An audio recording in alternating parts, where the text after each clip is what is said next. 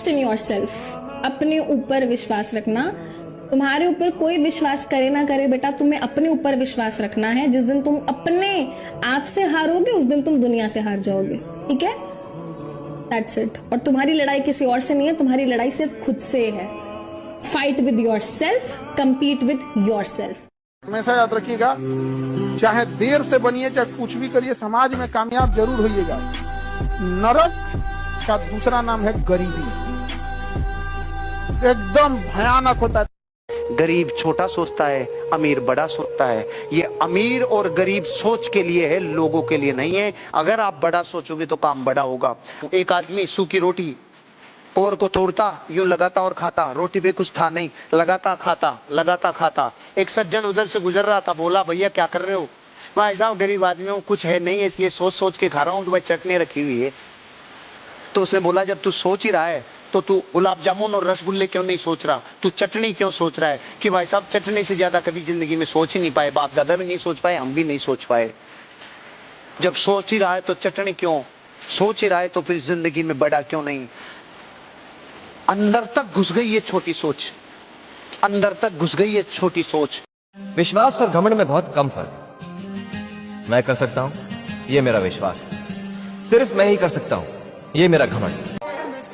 जिस दिन आपको ही लगने लगा भाड़ में जाइए दुनियादारी हमरा से ना हो तो सब, उस दिन समझिएगा आपको अपने लक्ष्य से जाने से कोई नहीं रोकता। ये हकीकत है कि स्किल्ड हमें अर्निंग करने के लिए मौका देता है। हम खुद इस बात के, हमको ये खुद अपने आप में हो सकता है कि हम गलत हों, लेकिन हम कहते हैं कि एक विद्यार्थी जीवन का 4 साल आपने ग्रेजुएशन कराया, 2 साल पीजी कराया, उसकी जिंदगी का सबसे बहुमूल्य 6 साल लिया, लेकिन वो अपने नॉर्मल बीए किए हुए सर्टिफिकेट पर और एमए किए हुए सर्टिफिकेट जिसमें उसने 6 साल खत्म किया है, उसके दम पे वो 15,000 20,000 की भी नौकरी ढूंढने जाएगा तो शायद उसको कोई छोटे जगह पे ना मिले, किसी जिला में ना मिले। तो फिर क्यों पढ़ाएं हम उसको? वो 6 साल उसका जिंदगी का बर्बाद कर दिए।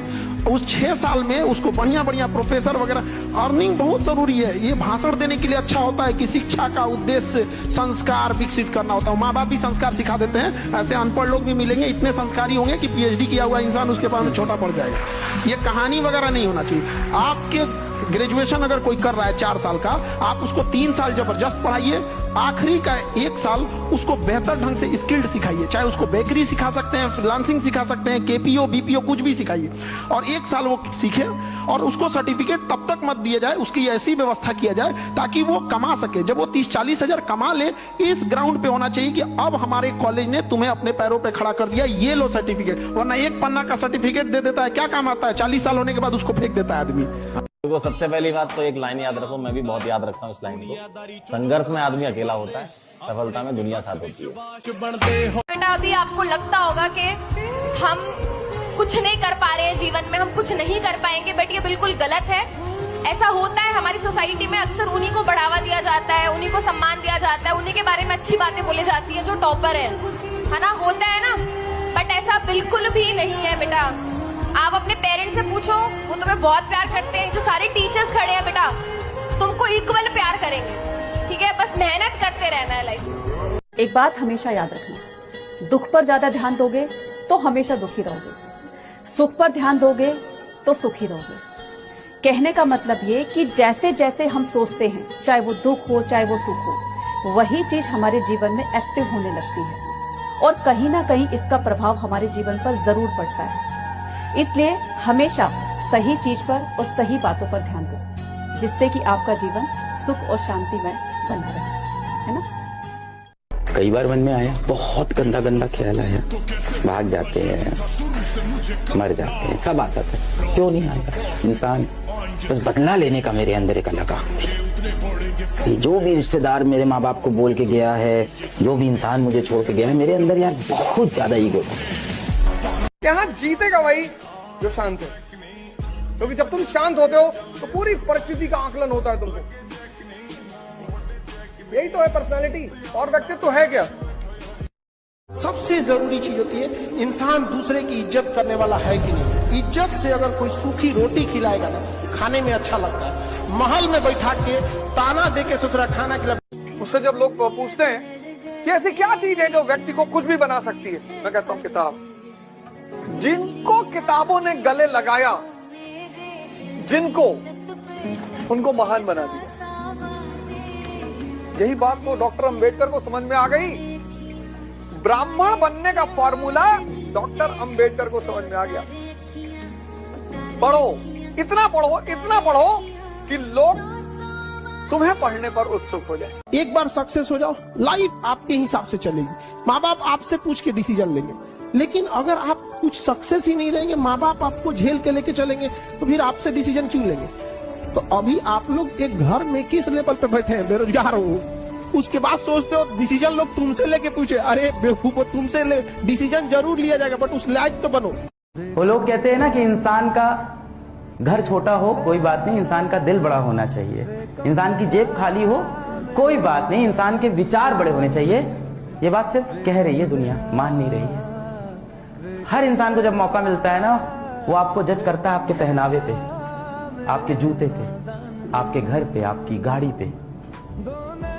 जिसके पास पैसा है उसके सब करीब है, उसका कोई नहीं है जो यहाँ गरीब है। खाली है दुनिया, ये एकदम सच है। आपको उस काम में कोई नहीं हरा सकता है जिसको आप सबसे ज्यादा समय देते हैं। सफलता केवल समय मांगती है, जिसे आप लोग फोन पे दे देते हैं। एक लाइन मेरी बड़ी फेवरेट है कि हौसला रख, एक समय ऐसा आएगा कि हौसला रख, एक समय ऐसा आएगा जब घड़ी किसी और की होगी और समय तेरा बताएगा। मुर्दा कौन है साहब? मुर्दा आदमी वो नहीं है। ये तो आप जिसको जब मुर्दा आदमी वो है जो कुछ कर सकता है नहीं कर रहा। मुर्दा आदमी वो है जिसको पता है कि मैं बड़ा काम कर सकता हूं और बैठा हुआ है। मुर्दा आदमी वो है जो डरा हुआ है। मुर्दा आदमी वो है जो नहीं निकल रहा। मुर्दा आदमी वो है जिसको पता है कि उसकी औकात बड़ी है और फिर भी अपनी औकात के अंदर जी रहा है। वो मुर्दा है साहब, मर गया है, मर रहा है धीरे धीरे, डाइंग इनसाइड। जब आदमी का वक्त खराब होता है ना, तब लोग सिर्फ उसकी गलतियां ढूंढते हैं। अगर आज तुम्हारा वक्त खराब चल रहा है ना, तो तुम्हें खुद ही इसे बदलना पड़ेगा। जिंदगी को जीना आसान नहीं होता, आसान बनाना पड़ता है। कैसे? कुछ सब्र करके, कुछ बर्दाश्त करके और बहुत कुछ नजरअंदाज करके। जिंदगी और पानी, एक बार आप एक गिलास पानी गिरा दीजिएगा ना तो अपना रास्ता खोज लेगा कैसे जाना है। और जिंदगी भी है, एक बार ठोकर मार के अगर सड़क पे फेंक दिया ना, आप भी रास्ता खोज लीजिएगा कि जाना कहाँ है। जिनमें कुछ करने की हिम्मत होती है, दम होता है, वो कर लेते हैं। जो नहीं कर पाते दूसरों को टीच करते हैं। पर यहाँ टीचिंग का मतलब टीचिंग करियर से नहीं है। यहाँ टीचिंग का मतलब बिना बात का ज्ञान देने से है।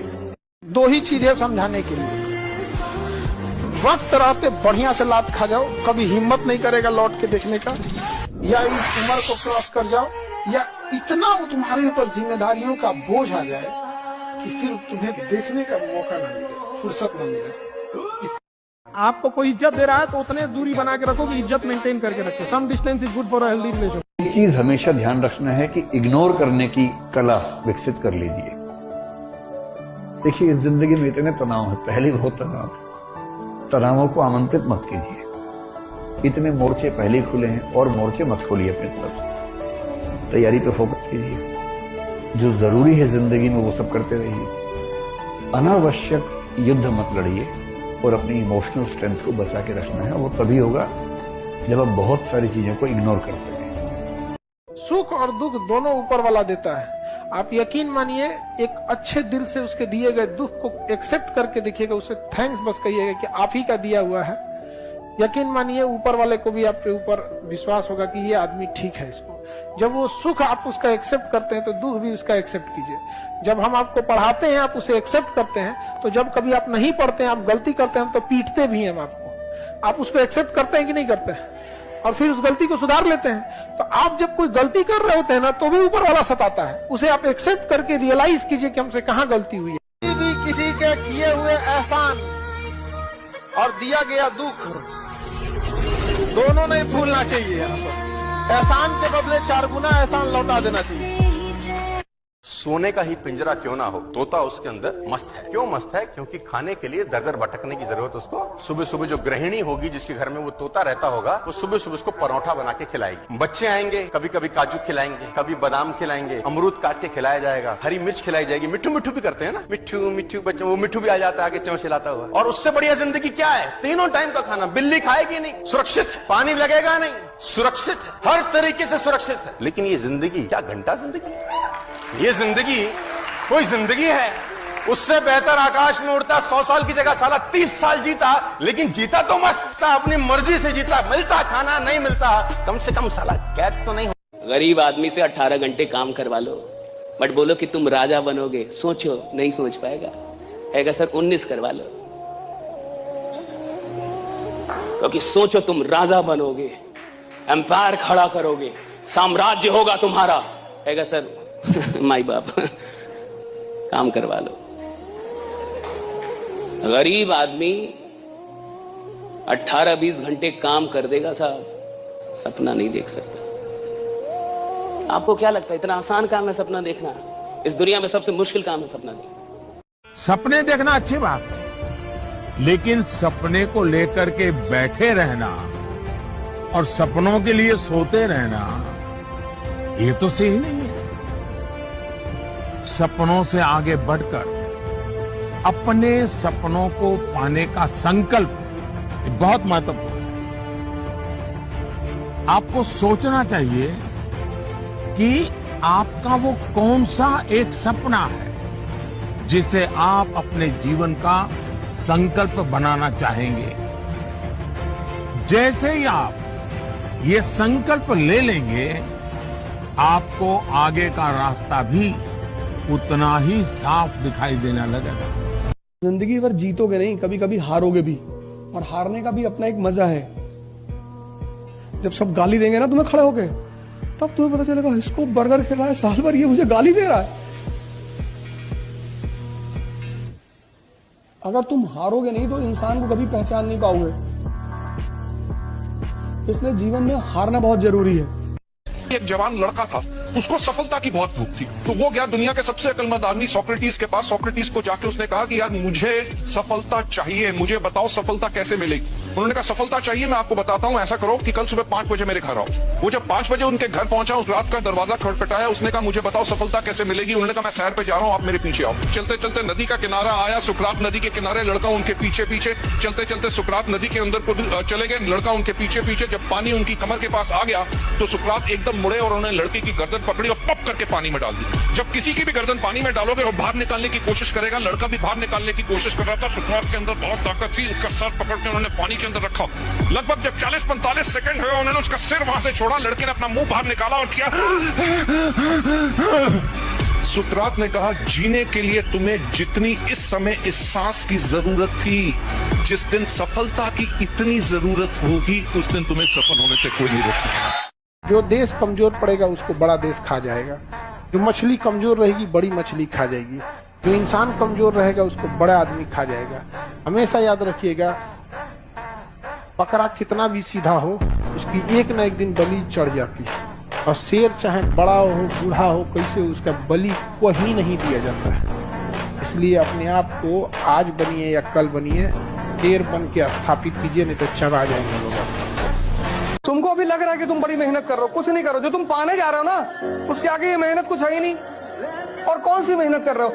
हिस्ट्री समझ रहे हो, इसमें कौन सी मेहनत है? मेहनत है हल चलाना खेत में, पढ़ना मेहनत नहीं है। मेहनत है मार्च और अप्रैल में गेहूं काटना, मेहनत है दिसंबर की ठंडक में गन्ने के खेत में पानी लगाना। आप दिखते कैसे हैं, आपका रूप रंग कोई कुछ ना पूछने वाला है। आप अगर सक्सेस हो गए तो सिकंदर, नहीं तो बंदर। आपकी वैल्यू गिरा देगा लोग यहाँ पर। इसलिए जब भी आपको कभी टेंशन फ्री लगे ना, तो एक बार आईने में देख लीजिएगा और खुद से कहिएगा तुम लड़का हो, खींचना है तुमको पूरा। परिवार, समाज, घर द्वार, छोटे भाई बहन, बहन की शादी, बाप का कर्जा, खेती, बाप की बीमारी, माँ का सपना, सब चीज लेके खींचना है। इतने आराम से नहीं होगा। True reality but very harsh.